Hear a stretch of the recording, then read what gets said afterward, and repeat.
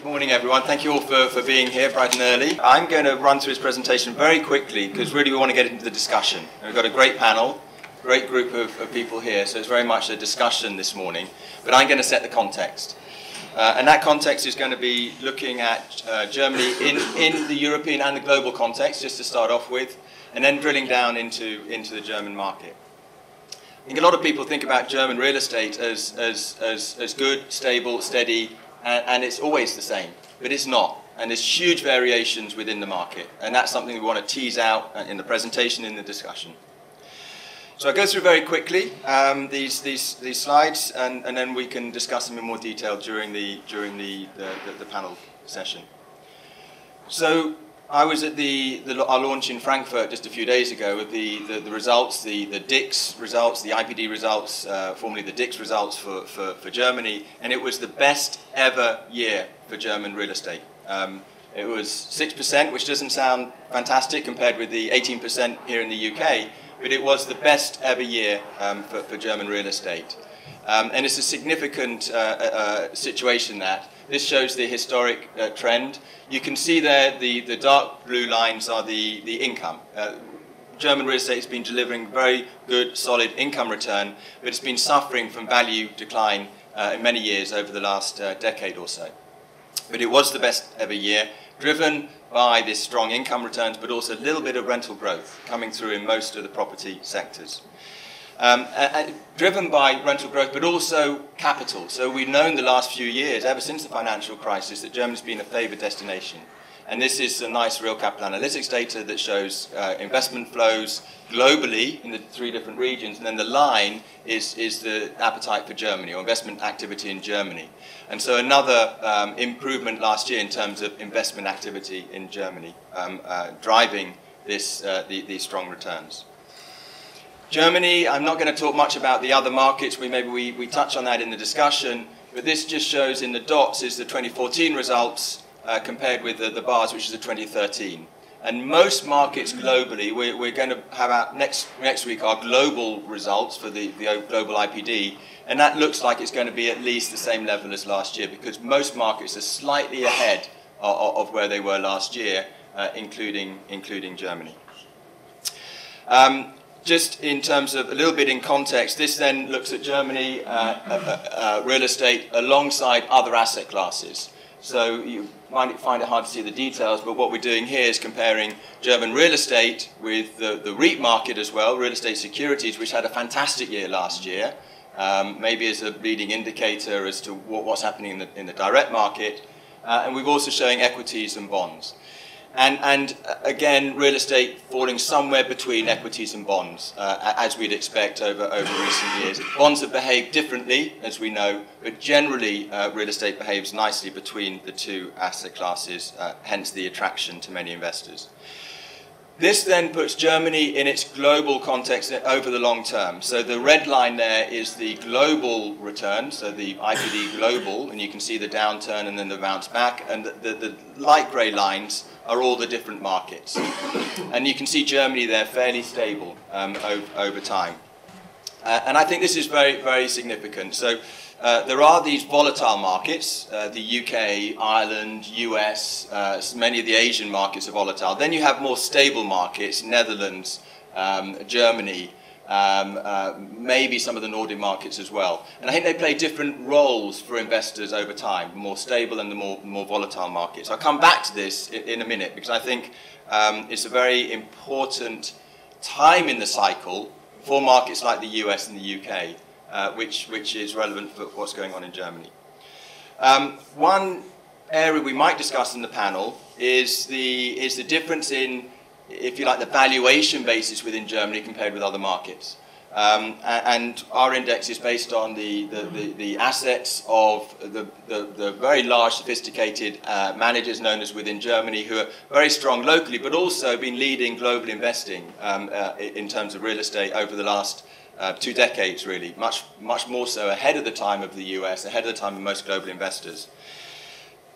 This is based on the recursive valuation methodology that is more smooth than, say, what happens in the US or the UK. And we show this, I think we illustrate this quite nicely here, where we compare the volatility in the orange of the valuation index with the volatility in the blue of the transaction index.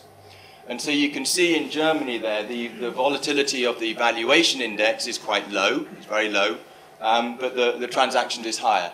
But the transaction volatility is much lower than somewhere like the UK or Ireland, who've got volatility much higher than on both dimensions. Okay. So it's just a different way in which the markets are measured and monitored. What we do a lot of work of is then put real estate in a multi-asset class context, and we have to adjust for this. The significance is shown quite nicely here, where we compare the sort of two biggest sets of vehicles for investing across Europe for institutional investors. One is the SFIX Europa, so the Germany-based European funds, shown there in the red line, and then the pan-European PEPV funds, open-ended funds, which are like the Odyssey funds in the US. And you can see at a glance there the difference. Over the long term, the returns are broadly similar, the volatility is very different, driven by this difference in valuation methodology. What we do when we build these markets into multi-asset class models is adjust for that smoothing. When we look at the market returns underneath the PEPV, the sort of the non-German valued funds, we see that the market, and you can see just in the orange there and the yellow, the Germany returns last year were 12%. So the market is performing incredibly well. The 6% based on local valuations or 12% based on international valuations. On whatever dimension you use, it's performing incredibly well. There's a huge debate about the valuation methodologies, and essentially what we do is to translate that into on the same basis when we compare markets. And when risk managers look at real estate markets globally, they want to know what's the true risk of these markets. And what we come out with, and what many people come out, adjusting for that valuation smoothing, you see Germany there tends to be bottom left in these sorts of charts, which shows the risk and the return of these markets. So Germany, even when you adjust for the valuation, is a relatively low risk, low return market, which contrasts with somewhere like the US or the UK, which are more high risk, high return. They play different roles for investors. And I think that's very important, as I was saying. And this is one of my favorite charts, or my favorite chart at the moment. If you just bear with me for a minute on it, this shows for the US. And it shows the worrying situation for many markets, such as the US. It shows on the bottom axis is the income return, and it shows each dot is a different year. So on the far right, you've got 2004, when yields in the US were 7.5%. They always used to be 7.5%. And then they started compressing. They got down to 5.5% at the time of the crisis. The other axis is then the spread between those income yields and bond yields. So those are the two dimensions, income returns and then the spreads. And when you're in the bottom left-hand side, that's a very worrying place to be. Your income yields are very low, your spreads are very tight. And that was a good warning signal. And what happened then, after 2008, the market corrected. Huge value loss, market corrected, and that was a great time to be buying, 2009, 2010. Since then, the market's compressed again. So yields now are lower even than they were in 2007, 2008, supported really only now by these very, very artificially low bond yields. So that's a worrying situation. This is the US market as a whole, and it's even more worrying if you look at, say, on the top one there, that's the West End of London offices. That's yields are incredibly low, supported only by high yields. Germany is in a much better situation. Now, the axes, the scales aren't quite the same, but what you've been seeing in Germany is yields actually moving the other way. Income yields have been slightly rising over recent years, and we've got these fantastic spreads now with the Bund, whatever it is, it's 0.2%. So the spreads are incredibly wide with bond yields. So in a global sense, I think Germany is still attractively priced, certainly compared with other markets such as the UK and the US. So that's a little bit on Germany in the global context, and maybe we'll come back to that in the discussion. But what I really wanted to spend a few minutes on is these variations. So the SFIX is an index of 160 vehicles within Germany, institutional vehicles in Germany, about 50 billion euros of assets. And what we're showing here is just the significant range of returns. So on the left-hand side, that's the range of all these 160 funds. And you can see a 25% basis point between the best and the worst performing funds in the market. So although the market might have been fairly stable, huge variations. And then we compare, going across, it's compared the European funds and the German funds, it compares the retail and the office funds. But the same situation occurs. You've got very wide variation between the best performing funds and the worst performing funds. And we see this in lots of different ways in the market as well. I'm just pointing here to, second from the right is Germany, and this is 2014 returns, and it's the different returns by property type. So for Germany, as for many markets, it was industrial that was the best performer. So average of 6%, industrial was 12% last year. Offices were the worst performer at about 4%. Now, in terms of the index, the overall market, the biggest part of the market is office and retail. Industrial is fairly small, as is residential, but it's bigger than industrial. So that explains where we get to the 6%. Over the longer term, it's the retail market that has done particularly well, but the residential has been the best performer over the last 15 years or so. One interesting discussion point, I think, is why have offices performed so poorly compared with the other sectors? This then breaks it down a little bit more detail in terms of the property types. So we show there at the top the different property types. This is 2014 returns. Another dimension, I think, of variations then, and the details are quite small there, but it's to do with the geographic variations. So I think an interesting contrast has always been between Munich and Frankfurt, where Frankfurt has tended to underperform, one of the worst performing cities within Germany, whereas Munich has tended to be the best performer, certainly on the office side. And this is the situation again last year. So just quickly then diving into some of the differences, comparing offices with residential. And you can see one of the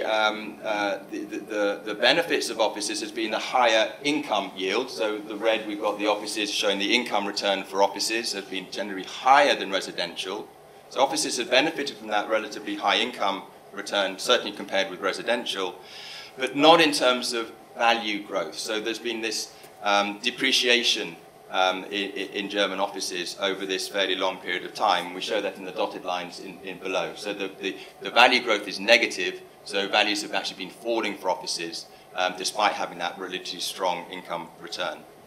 And so over time, you see, again in the bottom lines, you see how residentials have shown some appreciation over time, whereas where offices have shown this depreciation. The situation is also significant variation. So there's a lot of variation. We've got it between property types, we've got it between geographies, we've also got it within property types. So this is showing here the difference between different types first of all, retail. So retail has done well, but what I'm doing here is then breaking out the different types of retail. So it's tended to be high street retail. On the left-hand side there, we're showing for last year, 5 years and 15 years, that's tended to perform better than other types of retail. And we can summarize this here, comparing on the left, if you see again, high street retail compared with supermarkets, hypermarkets, which tend to be the worst performing. So significant variation. I mean, I think my job is very easy. I'm talking about how markets have performed and why portfolios done better. The panelists have got the hard job of investing and trying to identify the opportunities that are going to generate performance within this very complicated, difficult market. Just one final point is, and we're going to talk, I think, more about student housing, and I've got something here on nursing homes, because another sector, I think there's some very interesting speciality sectors emerging. We have hotels, we have student housing, we also have healthcare or nursing homes, and this is still quite small here in terms of what we cover, but it's growing. Investors like this asset class. It's playing on the demographics, and the performance. If you look on the top left-hand side, the performance has tended to be tend to be good. As is normally the case for these emerging sectors, they tend to have a high yield. They haven't yet become institutional, and that is driving good performance. But big variations asset to asset. So, very, very big market to talk about. Try to put it in its global context. I think it is a hugely complicated, difficult market to operate in, but huge opportunities.